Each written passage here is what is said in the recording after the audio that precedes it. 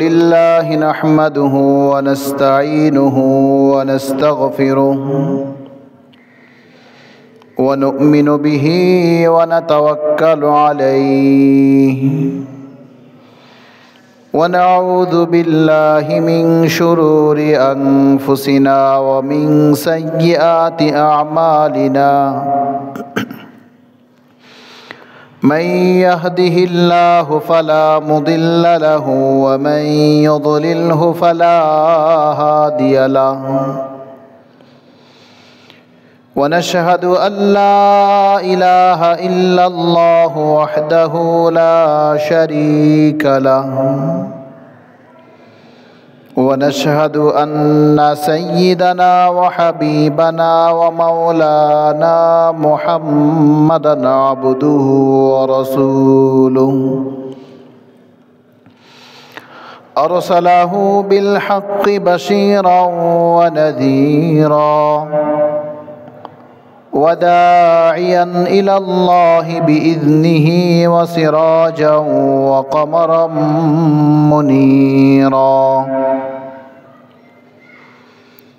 أما بعد فأعوذ بالله من الشيطان الرجيم بسم الله الرحمن الرحيم يا أيها الناس اتقوا ربكم الذي خلقكم من نفس واحدة وخلق منها زوجها وبث منهما رجالا كثيرا ونساء واتقوا الله الذي تساءلون به والأرحام إن الله كان عليكم رقيبا اللهم صل على محمد وعلى آل محمد كما صليت على إبراهيم وعلى آل إبراهيم إنك حميد مجيد اللهم بارك على محمد وعلى آل محمد كما باركت على إبراهيم وعلى آل إبراهيم إنك حميد مجيد ربي زدني علما رب اشرح لي صدري ويسر لي أمري واحلل عقدة من لساني يفقه قولي وبك نستعين يا فتاح سبحانك لا علم لنا إلا ما علمتنا إنك أنت العليم الحكيم محترم حاضرين মহান আল্লাহ পাকের দরবারে অসংখ্য অগণিত শুকর যে মহান প্রতিপালক আপনাকে আমাকে জুমার দিনে প্রথম দিকে জুমার নামাজ আদায়ের জন্য আসার তৌফিক দিয়েছেন, শুকর আদায় করি বলে আলহামদুলিল্লাহ। মুহতারাম হাজিরিন, পৃথিবীতে মহান আল্লাহ তাআলা মানুষকে একটা সমাজবদ্ধ এবং পরিবার কেন্দ্রিক করেছেন। অন্য অন্য প্রাণী জগতের সমাজ আছে, পরিবার আছে, তবে মানুষের সমাজ এবং পরিবার ভিন্ন। মানুষ হচ্ছে আল্লাহ তাআলার কাছে সবচাইতে প্রিয় মাখলুক। আল্লাহ তাআলার যত সৃষ্টি আছে তার মাঝে মানুষ হচ্ছে অন্যতম সৃষ্টি। আর এই মানুষের জন্যই আল্লাহ তাআলা অন্য অন্য সকল প্রাণী জগৎকে সৃষ্টি করেছেন। এটা আমরা স্পষ্টভাবেই জানি যে মানুষ আর জিন জাতিকে আল্লাহ তাআলার দাসত্বের জন্য বানানো হয়েছে। আর এই মানুষ আর জিন ছাড়া বাকি যত প্রাণী আছে, সকল প্রাণী, সকল উদ্ভিদ, আরো যা কিছু আছে, সব কিছু আল্লাহ তাআলা মানুষের কল্যাণের জন্য, মানুষের সেবক হিসেবে সৃষ্টি করেছেন। হুয়াল্লাযী খালাকা লাকুম মা ফিল আরদি জামিআ, হুয়াল্লাযী খালাকা লাকুম মা ফিল আরদি জামিআ। আল্লাহ বলেন মা খালাকা লাকুম ফিল আরদি জামিআ, পৃথিবীতে যা কিছু আছে সব কিছু লাকুম আই লিমানফাআতিকুম, তোমাদের কল্যাণের জন্য, তোমাদের জন্য সৃষ্টি করা হয়েছে। এখন কোন বস্তু আমার আপনার কল্যাণে আসছে কি আসছে না সেটা আমি আপনি সব জানি না। এমনও প্রাণী আছে যেসব প্রাণী মানুষকে ক্ষতি করে, ধ্বংস করে। আবার দেখা যায় ওই প্রাণীর মাধ্যমেই আমাদেরকে অনেক সেবা দেওয়া হয়। যেমন সাপ, সাপ যদি মানুষকে ধ্বংসন করে, মানুষ একেবারে মৃত্যুর করে ঢলে পড়ে। আবার এই সাপের বিষ দিয়ে ইঞ্জেকশন তৈরি করা হয়, মানুষের কল্যাণে আসে। তো কোরআনুল কারীমের এই আয়াত আমাকে আপনাকে বার্তা দেয় যে আল্লাহ পাক রব্বুল আলামিন মানুষের জন্যই পৃথিবীতে অন্য যা কিছু আছে সব কিছুকে সৃষ্টি করেছেন মানুষের কল্যাণের জন্য, মানুষের ভালোর জন্য, মানুষকে কিভাবে সুখে শান্তিতে আল্লাহ তাআলা রাখবেন সেজন্য অন্য সব কিছু সৃষ্টি হয়েছে। এখন এই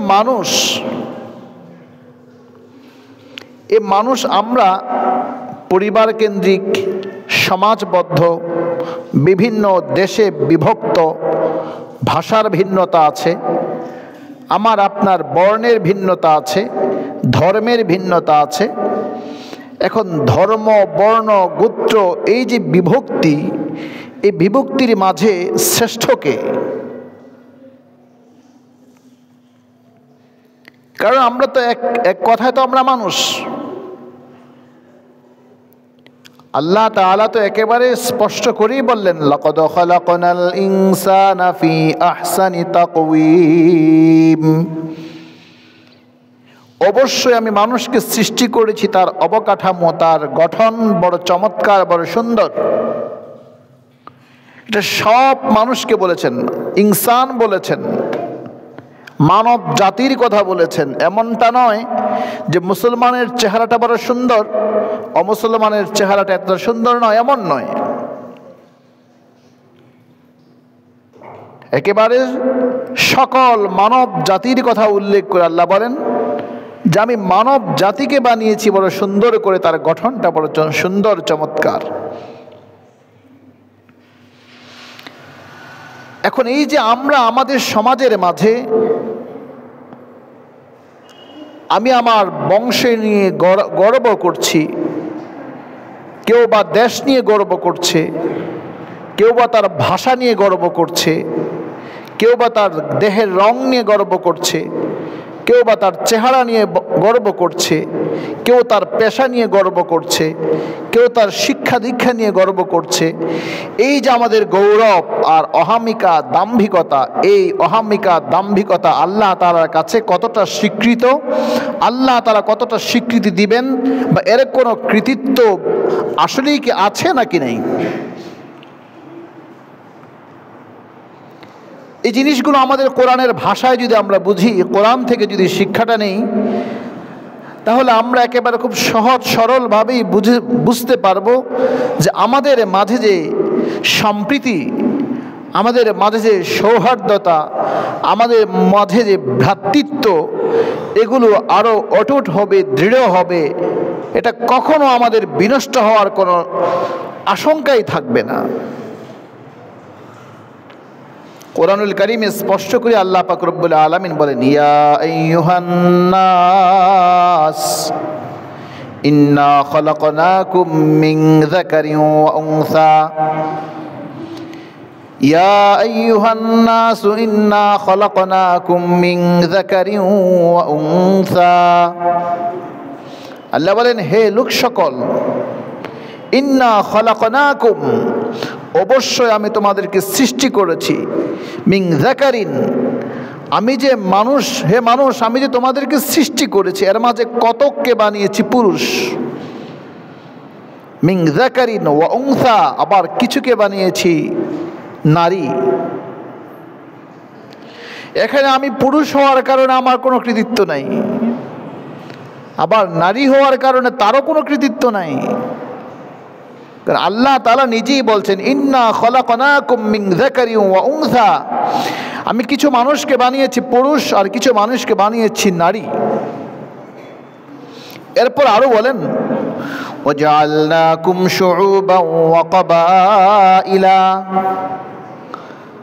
ওয়াজআলনাকুম শুউবান ওয়া ক্বাবাইলা, আবার তোমাদেরকে বিভক্ত করা হয়েছে বিভিন্ন জাতিতে, বিভিন্ন গোষ্ঠীতে, বিভিন্ন গোত্রে তোমাদেরকে বিভক্ত করা হয়েছে।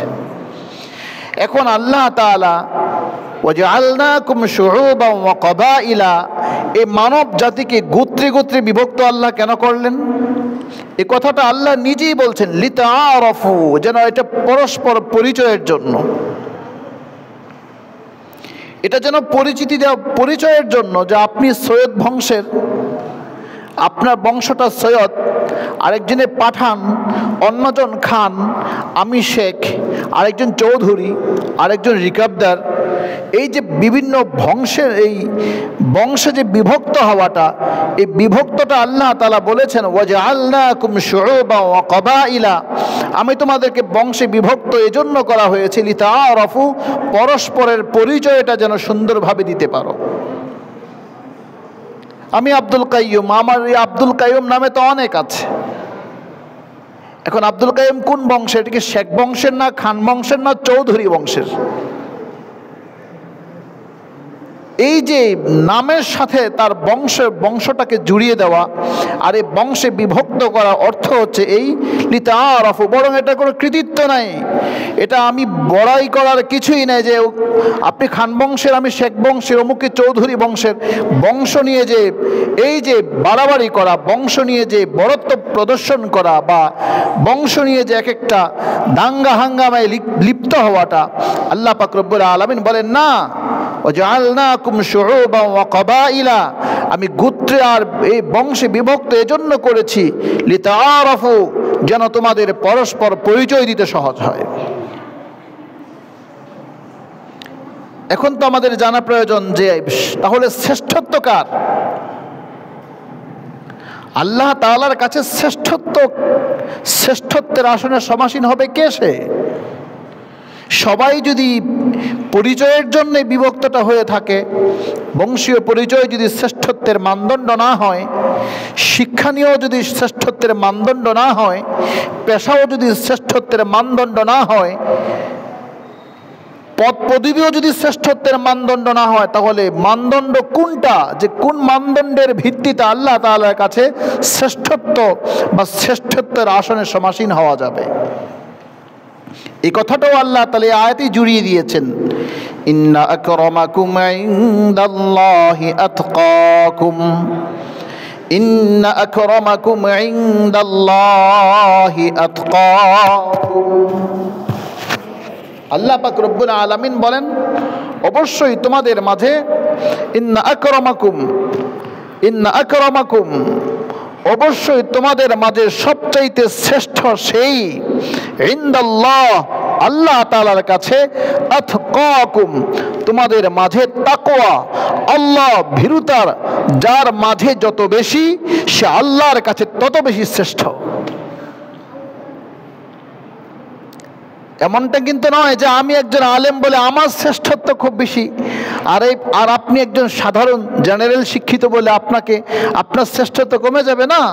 এমনটা নয়। আয়াত আমাকে এটা বুঝাচ্ছে, আয়াত আমাকে বার্তাটা দেয়, তুমি আলেম হও আর জেনারেল হও, শিক্ষিত হও অশিক্ষিত হও, শ্বেতাঙ্গবাদী হও কিংবা কৃষ্ণাঙ্গবাদী, শহরের হও কিংবা গ্রামের, তুমি আরবি হও কিংবা আজমি, বাঙালি হও কিংবা পাকিস্তানি বা ভারতী, তুমি যে কোনো ভাষার মানুষই হও না কেন, যে কোনো রঙের মানুষই হও না কেন, তোমার শ্রেষ্ঠত্বের মানদণ্ড হচ্ছে আতকাকুম।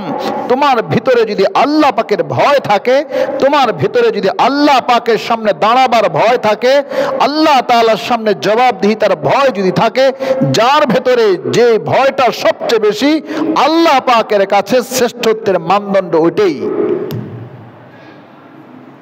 ওইটাই হচ্ছে মানদণ্ড।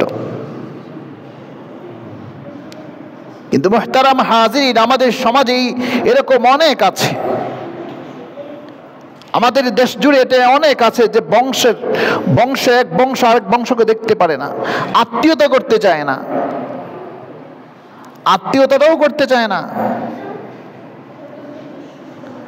আমরা আমাদের পেশা নিয়ে অহংকার করি, আমরা আমাদের বিভিন্ন জিনিস নিয়ে অহংকার করতে থাকি, অথচ আল্লাহ পাক রব্বুল আলামিন তো বলছেন, বান্দা তোমার শ্রেষ্ঠত্ব কিন্তু আতকাকুম। একজন মানুষ যে খেটে খাওয়া দিনমজুর শ্রমিক, সে তার এই শ্রমের মাঝে কোনো ধরনের ফাঁকিবাজি করে না, সে যথাযথভাবে তার পেশাকে যথাযথভাবে সেই পেশাটাকে পূর্ণ করে থাকে, সে তার দায়িত্বে কখনো ফাঁকিবাজি করে না, সে আল্লাহকে ভয় করে, জবাবদিহিতার ভয় তার মাঝে আছে, আল্লাহ পাকের বিধানকে সে শতভাগ পালন করে মুহাম্মদুর রাসূলুল্লাহ সাল্লাল্লাহু আলাইহি ওয়াসাল্লামের সুন্নাহের অনুসারী হয়ে সে তার জীবনটাকে সাজায়, তার কর্মময় জীবনটাকে সে অতিবাহিত করে, ওই মানুষটা অনেক প্রিয় হবে আল্লাহ পাকের কাছে। আরেকজন মানুষ সে 5 ওয়াক্ত নামাজও পড়ে, মানুষের অধিকার নষ্ট করে, মানুষের অধিকারকে ক্ষুণ্ণ করে ফেলে, মানুষকে তার অধিকার থেকে বঞ্চিত করে, মানুষের সম্পদ আত্মসাৎ করে, মানুষের উপরে জুলুম নির্যাতন নিপীড়ন করে, ওই নামাজি ব্যক্তি, ওই জুব্বা আলখাল্লা পড়াওয়ালা ব্যক্তিটা কখনো আল্লাহর কাছে প্রিয় হবে না। কারণ সে তো মানুষের অধিকারকে নষ্ট করেছে, মানুষের প্রাপ্য অধিকার দিতে সে অস্বীকৃতি জানিয়েছে, মানুষকে কুণ্ঠাসা করে রেখেছে, মানুষকে ক্ষতিগ্রস্ত করেছে, তার দ্বারা মানুষ শান্তি পায় নাই, সে অশান্তিকে বিরাজমান করে রেখেছে। এই মানুষের আর্তনাদ তার জীবনটাকে এতটাই দুর্বিষহ করে তুলেছে, সে আল্লাহ পাকের কাছে কখনো প্রিয় হতে পারবে না, সে কখনো আল্লাহর কাছে প্রিয় হতে পারবে না। এজন্য আল্লাহ পাক রব্বুল আলামিন আয়াতটাকে এইভাবেই বললেন, ইয়া আইয়ুহান নাস ইন্না খলাকনাকুম মিন যাকারিন ওয়া উনসা ওয়া জাআলনাকুম শুউবান ওয়া ক্বাবাইলা লিতাআরাফু ইন্না আকরামাকুম ইনদাল্লাহি আতকাকুম। হে লোক সকল, আমি তোমাদেরকে কিছু মানুষকে বানিয়েছি পুরুষ, কিছুকে বানিয়েছি নারী, আর তোমাদেরকে বংশে বিভক্ত করেছি, গোত্রে বিভক্ত করেছি, এজন্য যাতে তোমরা পরস্পরের সাথে পরিচিতি লাভ করতে পারো, পরিচয় দিতে পারো। আর তোমাদের মাঝে থেকে ওই মানুষটা আল্লাহর কাছে সবচেয়ে প্রিয়, আল্লাহ পাকের কাছে সবচেয়ে সম্মানিত, যার ভেতরে আল্লাহ তাআলার সামনে দাঁড়াবার ভয় আছে, যার মাঝে আল্লাহ ভীরুতা যত বেশি, আল্লাহ পাকের কাছে মর্যাদা তার তত বেশি। বলুন সুবহানাল্লাহ। আল্লাহ পাকের কাছে মর্যাদা তত বেশি, শুধুমাত্র ওই তাকওয়া থাকার কারণে। এখন মুহতারাম হাজির, আমরা আমাদের নিজেরা একটু আমাদের এই হিসাব করা উচিত, আমরা কি করছি, আমরা আমাদের শ্রেষ্ঠত্ব নিজেরা কে কতটুকু জানান দিচ্ছি। এক একজন তরিকা নিয়ে শ্রেষ্ঠত্ব দেখাচ্ছে। আপনি এক পীরের মুরিদ, আপনি মনে করছেন আপনার পীরই অনেক, সেই আপনাকে জান্নাতে নিয়ে যাবে, আপনি মনে করছেন আপনার পীর সাহেবই সঠিক, অন্য তরিকার লোককে আপনি ছোট করে দেখছেন। আপনি এক হুজুরের ভক্ত, আপনি এই হুজুরকে সবচেয়ে বড় মনে করেন, অন্য হুজুরকে ছোট করে দেখেন। ওই হুজুরের ভক্ত, আপনার হুজুরের ভক্ত খুব বেশি, ওই হুজুরের ভক্ত কম। এই যে একটা পরিস্থিতি, এটা কখনো মানুষকে শ্রেষ্ঠত্বের আসনে সমাসীন করে না, এটা শ্রেষ্ঠত্বের মানদণ্ড নয়। লোক সংখ্যাধিক্য, লোকের সংখ্যা অধিক হওয়া, এটা কোনো সময় কখনো শ্রেষ্ঠত্বের মানদণ্ড বা জনপ্রিয়তার মানদণ্ড এটা নয়। বাস্তবতা যেটা, এটা হচ্ছে জনপ্রিয়তার মানদণ্ড, কিন্তু এটা নয় যে আপনার জনসংখ্যা খুব বেশি। ভীত সন্ত্রস্ত হয়ে অনেক সময় উপস্থিত হয়, অনেক সময় অনেক খারাপ বাজে মানুষটাকেও খারাপ বাজে মানুষটাকেও দেখবেন মানুষ সমর্থন করে। এর একটা বাস্তব দৃষ্টান্ত হচ্ছে এই দেখবেন আমাদের সমাজে যে মানুষটা নাটকের মঞ্চের অতিথি হয় ওই মানুষটাই ওয়াজের মঞ্চের অতিথি হয়। যে মানুষটা নাটকের মঞ্চে অতিথি হচ্ছে, যাত্রা গানের মঞ্চে অতিথি হচ্ছে, এই মানুষটা ওয়াজের মঞ্চে অতিথি হয়। এটা কি বোঝায়? এটা বোঝায় এই মানুষটা নাটকের মঞ্চেও আছে, যাত্রা পালাগানের মঞ্চেও আছে, ওয়াজ মাহফিলের মঞ্চেও আছে। তা ওয়াজ মাহফিলের কর্তৃপক্ষ তাকে দাওয়াত কেন দিল? কিছু টাকার জন্য, অথবা এই লোকের এই লোক যে মানে তার যে অবস্থা, সে যে আতঙ্ক ছড়াবে, সে যে প্রতিবন্ধক হয়ে দাঁড়াবে, তার এই প্রতিবন্ধকতা থেকে, তার আতঙ্ক থেকে বাঁচার জন্যই এ ব্যক্তিকে অতিথি করা হয়েছে। এমনটাই হচ্ছে। এই জিনিসগুলো প্রমাণ করে আসলে জনসংখ্যা কিন্তু মূলত এটা প্রেম প্রীতি ভালোবাসা বা এটা একটা শক্তি এমন নয়। এজন্য আল্লাহ পাক রব্বুল আলামিন বললেন, ইন্না আকরামাকুম ইনদাল্লাহি আতকাকুম। দেখো তোমাদের মাঝে শ্রেষ্ঠত্বের আসনে সমাসীন সেই হবে, আল্লাহর কাছে শ্রেষ্ঠ সেই যার ভেতরে আল্লাহ পাকের ভয় যত বেশি। আপনার ড্রাইভার, সে হয়তো হাসরের মাঠে দেখা যাবে সেই আপনার ড্রাইভারটা সুন্দর জান্নাতের উঁচু স্থানে বসবাস করছে, তার জান্নাতটা সবচেয়ে বড়, সে সম্মানজনক জায়গায় আছে। আপনি হয়তো থাকবেন ছোট জান্নাতে, একটু নিচু স্তরে। আমার সহকর্মী বা আমার অধীনস্থ যারা আছে তারা হয়তো থাকবে উঁচু জান্নাতে, শ্রেষ্ঠত্বের আসনে সমাসীন থাকবে, আমাকে হয়তো নিচু করে দেওয়া হবে। আপনি আমার পিছনে নামাজ পড়ছেন, আপনি হয়তো আমার আগে জান্নাতে চলে যাবেন, জান্নাতের উঁচু মাকাম উঁচু স্থান আপনাকে দেওয়া হবে, আমাকে হয়তো আটকিয়ে দেওয়া হবে, না তোমাকে ওই জায়গায় তোমার আসন নয়। এজন্য আমি আলেম বলে আমি শ্রেষ্ঠত্বের মাঝে আছি, ইমাম বলে আমার শ্রেষ্ঠত্ব না। মেরে মুহতারাম ভাই দোস্ত বুজুর্গ, এভাবে আল্লাহ পাক রব্বুল আলামিন দুনিয়ার জীবনেও করেন নাই, আখিরাতেও করেন নাই। এটা আল্লাহ পাক রব্বুল আলামিনের সুস্পষ্ট কথা, ইন্না আকরামাকুম ইনদাল্লাহি আতকাকুম। তোমাদের মাঝে শ্রেষ্ঠ সেই যার মাঝে আল্লাহ ভীরুতা সবচেয়ে বেশি। আল্লাহ ভীরুতা যার মাঝে যত বেশি, ওই মানুষটা আল্লাহর কাছে তত শ্রেষ্ঠ বেশি। কুরআনুল কারীমের অন্য একটা সূরাতে আল্লাহ পাক রব্বুল আলামিন বলেন, সূরাতুন নিসা, ইয়া আইয়ুহান নাসুত্তাকু রাব্বাকুমুল্লাযী খালাকাকুম মিন নাফসিন ওয়াহিদা ইয়া আইয়ুহান নাসুত্তাকু রাব্বাকুমুল্লাযী খালাকাকুম মিন নাফসিন ওয়াহিদাতিন ওয়া খালাকা মিনহা যাওজাহা وبث منهما رجالا كثيرا ونساء واتقوا الله الذي تساءلون به والأرحام إن الله كان عليكم رقيبا। আল্লাহ পাক রব্বুল আলামিন বলছেন, ইয়া আইয়ুহান নাস, হে লোক সকল, ইত্তাকু রাব্বাকুম, তোমরা তোমাদের প্রতিপালককে ভয় করো।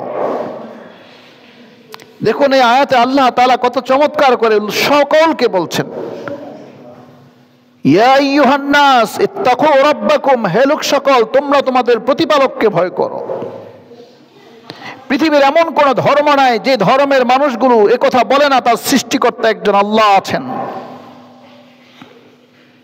তারা হয়তো একাধিক ঈশ্বরকে মানে, একাধিক ইলাহকে তারা মানে, কিন্তু স্রষ্টা একজন, সকল মানুষের সৃষ্টিকর্তা একজন, এটা সকল ধর্মের মানুষেরই বিশ্বাস করে। এজন্য আল্লাহ পাক রব্বুল আলামিন সকল মানব জাতিকে খেতাব করে বলেন, ইয়া আইয়ুহান নাস, হে লোক সকল, ইত্তাকু রাব্বাকুম, তুমি তোমার প্রতিপালককে ভয় করো। এখন প্রতিপালককে পরিচয় দিচ্ছেন, আল্লাযী খালাকাকুম মিন নাফসিন ওয়াহিদা, তোমার প্রতিপালক তিনি যিনি একটা প্রাণ থেকে সৃষ্টি করেছেন তোমাদেরকে, একটা প্রাণ। কারণ আমরা সবাই জানি পৃথিবীর সব মানুষ বলবে যে তুমি কোথা থেকে তুমি এসেছো, সে বলবে আমার বাবা হচ্ছে আদম আলাইহিস সালাতু ওয়াস সালাম, আমার মা হচ্ছেন হাওয়া আলাইহিস সালাতু ওয়াস সালাম।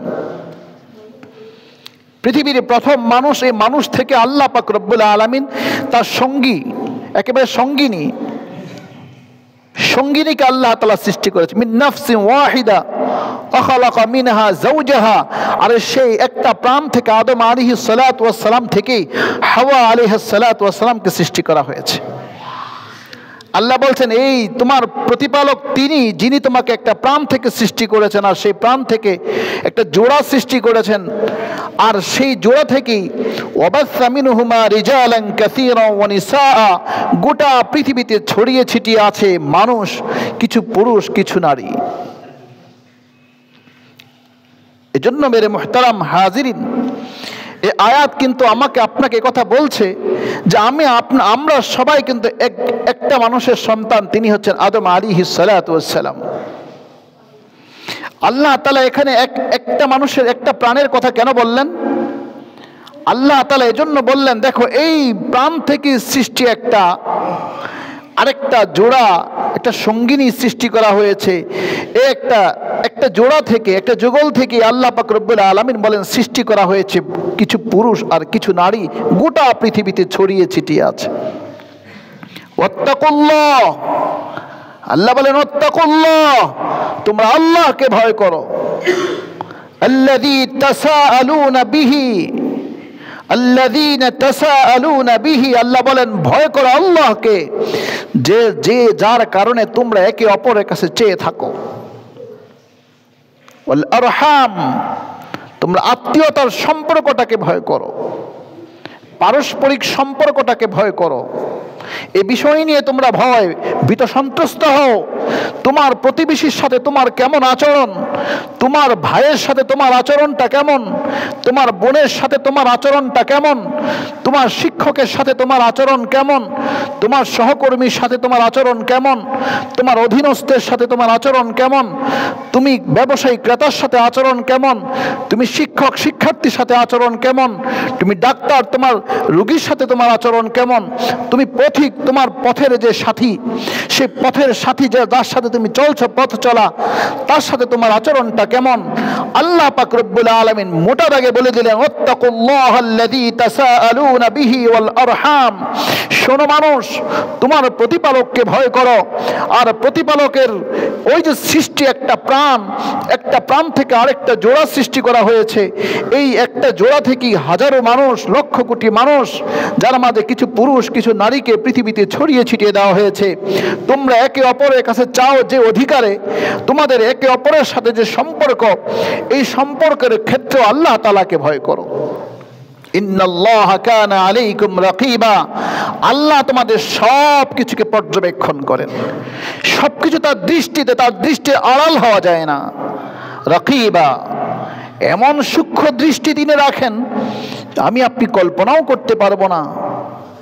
আমাদের পরস্পরের সম্পর্কের মাঝে কতটা ঘাটতি আছে, আমাদের পরস্পর সম্পর্কের মাঝে কতটা সৌহার্দ্যতা, ভ্রাতৃত্ব আছে, কতটা একে অপরের প্রতি অনুকম্পা প্রদর্শন করে থাকি, কতটা দয়াদ্র হয়ে থাকি, এই সব কিছু আল্লাহ পাক রব্বুল আলামিন বলেন ইন্নাল্লাহা কানা আলাইকুম রাকিবা, অবশ্যই আল্লাহ বড় সূক্ষ্ম দ্রষ্টা, তিনি সব কিছু দেখেন। মুহতারাম হাজিরিন, দ্রষ্টা আল্লাহ। আল্লাহ বলছে আমি সব দেখি। এজন্য মুহতারাম হাজিরিন, বিদায় হজের ভাষণে মুহাম্মদুর রাসূলুল্লাহ সাল্লাল্লাহু আলাইহি ওয়াসাল্লাম বিদায় হজের ভাষণ, যেই ভাষণে মুহাম্মদ সাল্লাল্লাহু আলাইহি ওয়াসাল্লাম এই কথা সকল উপস্থিত সাহাবায়ে কেরামকে বলেছেন যে আমাদের স্রষ্টা হচ্ছেন একজন, তিনি হচ্ছেন আল্লাহ। আমরা একজনের সন্তান, তিনি হচ্ছেন আদম আলাইহিস সালাতু ওয়াস সালাম। আল্লাহু ওয়াহিদ, আবুনা ওয়াহিদ, খালিকুন ওয়াহিদ। আল্লাহ এক, তিনি একক অদ্বিতীয়। আমাদের পিতাও একজন, তিনি হযরত আদম আলাইহিস সালাতু ওয়াস সালাম। একই বাবার সন্তান হয়ে পৃথিবীতে আমাদের ছড়িয়ে ছিটিয়ে পড়া আল্লাহ আমাদেরকে ছড়িয়ে দিয়েছেন। বিভিন্ন বংশে আমরা বিভক্ত হয়েছি। আজ পৃথিবীতে বিভিন্ন ধর্ম চর্চা হচ্ছে, কিন্তু মেরে মুহতারাম ভাই, দোস্ত বুজুর্গ, এটা আমাদেরকে মনে প্রাণে বিশ্বাস করতে হবে। ইসলাম একটা শান্তি, একটা সুশৃঙ্খল জীবন বিধান, যার মাঝে সব কিছু আছে। ইসলামে এমন কোনো জিনিস নাই যেটা আপনি খুঁজে পাবেন না। এমন একটা দিক যদি আপনি আমাকে প্রশ্ন করেন যে হুজুর এই বিষয়ে ইসলামে কোনো কথা আছে, আলহামদুলিল্লাহ আলহামদুলিল্লাহ ইনশাআল্লাহ আমি আপনাকে কোরআনের আয়াত এবং হাদিস এবং সাহাবায়ে কেরামের জীবন থেকে মুহাম্মদুর রাসূলুল্লাহ সাল্লাল্লাহু আলাইহি ওয়াসাল্লামের জীবনের বাঁকে বাঁকে আমি আপনাকে দেখিয়ে দিব ইসলামের এমন কোনো বিধান, মানব জীবনের এমন কোনো সমস্যা বা সংকটের সমাধান ইসলামে নাই, এমনটা আপনি খুঁজে পাবেন না। এজন্য ইসলাম হচ্ছে সবচেয়ে সার্বজনীন, সকলের জন্য, সবার জন্য সময় উপযোগী। এর চাইতে বড় আপডেট আর কোনোটাই হতে পারে না। আপনি এখানে কি খুঁজতে চাচ্ছেন? সবই তো আছে। আপনি সম্প্রীতির কথা বলবেন, সম্প্রীতির অনন্য দৃষ্টান্ত ইসলাম, আর অন্য কোন ধর্মে আপনি সম্প্রীতির এত সুন্দর কথা আর খুঁজে পাবেন না। দেখাতে পারে নাই বিশ্ব, কোথাও দেখাতে পারে নাই। আপনি যদি মদিনার সনদ খুঁজতে চান, আপনি যত ইতিহাস ঘাটবেন দেখবেন একমাত্র এটাকে চুক্তিপত্র বলতে পারেন, হুদাইবিয়া সন্ধি তো একটা চুক্তিপত্র। মদিনার সনদ এটাকে সংবিধান বলেন বা রাষ্ট্র ব্যবস্থার নিয়ম নীতিমালা বলেন বা গঠনতন্ত্র বলেন, যেটাই বলি, আপনি বিশ্বে আর কোথাও এমন দেখাতে পারবেন না এত সুন্দর গঠনতন্ত্র বা সংবিধান প্রণয়ন হতে পারে যেটা মুহাম্মদুর রাসূলুল্লাহ সাল্লাল্লাহু আলাইহি ওয়াসাল্লাম লিখে গেছেন। রাসূল সাল্লাল্লাহু আলাইহি ওয়াসাল্লাম 622 খ্রিস্টাব্দে যখন 24শে সেপ্টেম্বরে মদিনায় হিজরত করলেন, হিজরত করার পরে দেখলেন এখানে আউস এবং খাজরাজের লোকেরা বসবাস করে। তাদের সাথে বংশগত কারণে একে অপরের সাথে লড়াই বিদ্রোহ লেগেই থাকে। মদিনাটা যেন সুন্দর এবং একটা শান্তিময় নগরীতে পরিণত হয়, সেজন্য মুহাম্মদুর রাসূলুল্লাহ সাল্লাল্লাহু আলাইহি ওয়াসাল্লাম সকল গোত্রের লোকদেরকে একসাথে নিয়ে, এখানে ইহুদি ছিল, এখানে খ্রিস্টান ধর্মাবলম্বীরাও ছিল, সাহাবায়ে কেরাম তো আছেনই, সকলকে সাথে নিয়ে একটা সনদ প্রণয়ন করলেন যার নাম মদিনার সনদ বলা হয়। এটাকে মিসাকুল মদিনা বলা হয়, আরবি ভাষায় বিভিন্নভাবে এটাকে ব্যক্ত করা হয়। একটা মদিনার সনদ, একটা সংবিধান রচনা করা হলো। সেখানে রাসূল সাল্লাল্লাহু আলাইহি ওয়াসাল্লাম এই কথাটা বললেন, সকল নাগরিকের অধিকার সুনিশ্চিত করলেন। কেউ বলেন 47টা ধারা আছে, কেউ বলেন 52টা ধারা আছে, কেউ বলেন 53টা ধারা আছে। এই যে সংবিধানটা প্রণয়ন করা হলো, মুহতারাম হাজিরিন, এক মানুষ তো বলে যে ইসলামের রাজনীতি নাই। আমি তো ওদেরকে বোকা বলি, বরং আমি বলি জ্ঞানের দন্যতার কারণে লোকেরা বলে ইসলামের রাজনীতি নাই। এটা ভুল কথা। ইসলামের রাজনীতি নাই যে বলে, তাহলে ইসলামটাকে আপনি অসম্পূর্ণ মনে করছেন। ইসলামী রাজনীতি আছে। ইসলামের যে রাজনীতি সেটা হলো মানব অধিকারকে সুনিশ্চিত করে, সকল ধর্মাবলম্বী নাগরিকের সকল আপন আপন ধর্ম পালনে শতভাগ নিরাপত্তা নিশ্চিত করে, প্রত্যেকটা মানুষ তার নিজ নিজ অধিকার পাওয়ার ক্ষেত্রে যথাযথভাবে যেন সেটা পায়, সেটা সুনিশ্চিত করা একমাত্র যেই রাষ্ট্রবিধান, যে সংবিধান প্রণয়ন করা হয়েছে মুহাম্মদুর রাসূলুল্লাহ সাল্লাল্লাহু আলাইহি ওয়াসাল্লাম, আল্লাহ তাআলা যেটা দিয়েছেন সেটাই হচ্ছে আপনার একমাত্র, কেবলমাত্র, শুধুমাত্র শতভাগ সুনিশ্চিতভাবে ওই ইসলামী রাজনীতি যেটা সেটার মাঝে আছে, অন্য কোথাও আপনি খুঁজে পাবেন না। এখন আপনি আমাকে বলবেন, হুজুর আপনি সব জেনে শুনে বলছেন? আমি বলছি হ্যাঁ, জেনে শুনে বুঝে বলছি, পড়াশোনা করেই বলছি।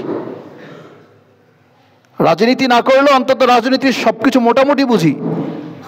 এজন্য বলছি ইসলামের চাপে বিকল্প আরেকটা খুঁজে দেখান, পাবেন না। আপনি কি মনে করেন হুদাইবিয়া সন্ধিটা আপনি দেখেন, যেখানে বলা হয়েছে ওসমান গনি রাদিয়াল্লাহু তাআলা আনহুকে শহীদ করে দেওয়া হয়েছে, যেখানে বলা হয়েছে ওসমান গনি রাদিয়াল্লাহু, আমি একটু প্রেক্ষাপট মিলিয়ে দেখাচ্ছি, আপনারা একটু বোঝার চেষ্টা করেন। ওসমান গনি রাদিয়াল্লাহু তাআলা আনহুকে শহীদ করে দেওয়ার যে একটা গুজব রটানো হয়েছে, সাহাবায়ে কেরাম সেটাকে খুব ধৈর্যের সাথে মেনে নিয়েছেন। সাহাবায়ে কেরাম রাসূল সাল্লাল্লাহু আলাইহি ওয়াসাল্লাম যা বলেছেন সেই সিদ্ধান্তগুলিকে তারা অকপটে মেনে নিয়েছেন। ফলে মুহাদ্দিসিনে কেরাম তো এটা বলেন যে হুদাইবিয়ার সন্ধি হচ্ছে মক্কা বিজয়ের সূত্র। হুদাইবিয়ার সন্ধি মক্কা বিজয়কে এটা আরো ত্বরান্বিত করেছে। মদিনার সনদ সকল গোত্রীয় জান মাল ইজ্জত আব্রুর নিরাপত্তা সুনিশ্চিত করেছে। এজন্য মেরে মুহতারাম ভাই, দোস্ত বুজুর্গ, সাম্প্রদায়িক সম্প্রীতির বেলায় আমাদের সকলকে একেবারে এতটাই শতভাগ প্রমাণ করতে হবে যে আমরা ভালো আছি, আসলেই ভালো আছি।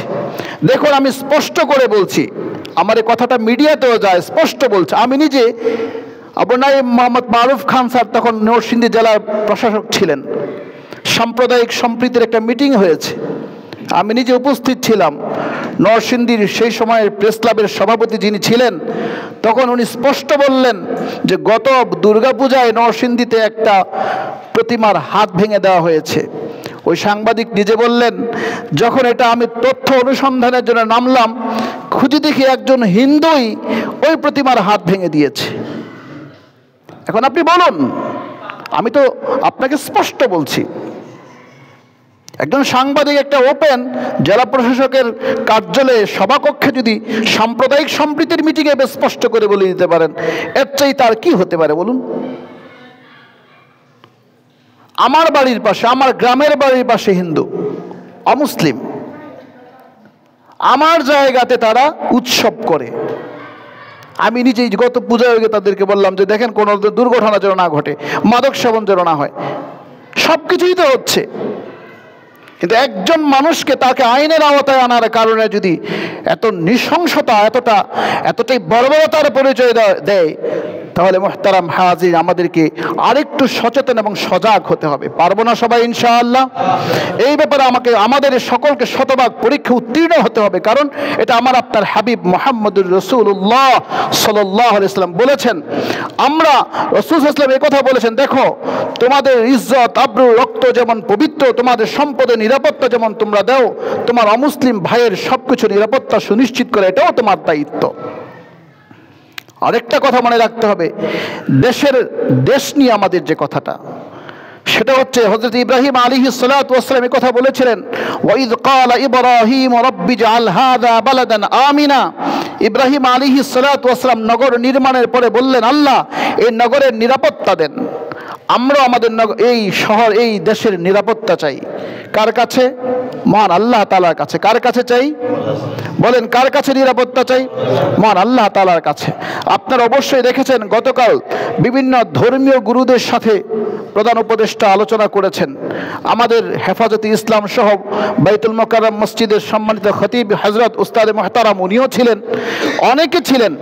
সবাই এ ব্যাপারে আজকে প্রত্যেক জুমার মসজিদ থেকে এটাই আলোচনা হচ্ছে, সাম্প্রদায়িক সম্প্রীতি এবং দেশ সার্বভৌমত্ব, এই ব্যাপারে কোনো ছাড় দেওয়া হবে না। ঠিক আছে না ইনশাআল্লাহ? দেশ আমাদের সবার, সকল ধর্মের মানুষ এদেশে বসবাস করে। বরং কতটা নিষ্ঠুর হতে পারে, আজমির শরীফ সেই জায়গা নিয়ে বিতর্ক উঠানো হচ্ছে, শাহী মসজিদকে নিয়ে বিতর্ক করা হচ্ছে, বাবরি মসজিদের ব্যাপারে তো করা হয়েছেই, কিন্তু আজও পর্যন্ত আমাদের বাংলাদেশে এমন একটা দৃষ্টান্ত কেউ দেখাতে পারবে না প্রাচীন কোনো মন্দির নিয়ে সেখানে প্রশ্ন উত্থাপিত করা হয়েছে যে এই মন্দিরের নিচে আগে মসজিদ ছিল। হ্যাঁ, সঠিক ইতিহাস সামনে এসেছে, তবুও তো আমরা এতটা উত্তেজিত হই না, শুধু প্রতিবাদ মাত্র হচ্ছে। এজন্য মুহতারাম হাজির, সবাইকে দেশের স্বাধীনতা সার্বভৌমত্ব রক্ষার জন্য সবাইকে ইসলাম এবং দেশের মানুষের, সেই মানুষটা যে কোনো ধর্মের হতে পারে, ওই নাগরিকের সম্পদ ইজ্জত রক্ষা করার জন্য, তার জান মাল হেফাজত করার জন্য আমাদের সর্বোচ্চ ত্যাগ যদি স্বীকার করতে হয়, সেটাও করতে আমরা রাজি আছি। পারবো তো ইনশাআল্লাহ? আল্লাহ তাআলা আমাদের সকলকে, কারণ আমরা সবাই মানুষ, আল্লাহ পাকের এক সৃষ্টি, আর একজন পিতা আমাদের বাবা, তিনি হচ্ছেন হযরত আদম আলাইহিস সালাতু ওয়াস সালাম। একই বাবার সন্তান হয়ে, একই স্রষ্টার সৃষ্টি হয়ে আমরা সবাই শান্তি ও নিরাপত্তার বেষ্টনীতে থাকতে চাই। আমাদের স্বাধীন সার্বভৌম দেশটা যেন শান্তির নিড়ে পরিণত হয়, এজন্য আমরা পরস্পর মিলেমিশে থাকব। কোনো ঝগড়া বিভেদ, কোনো উস্কানি, কোনো কিছুতে আমরা পা রাখবো না।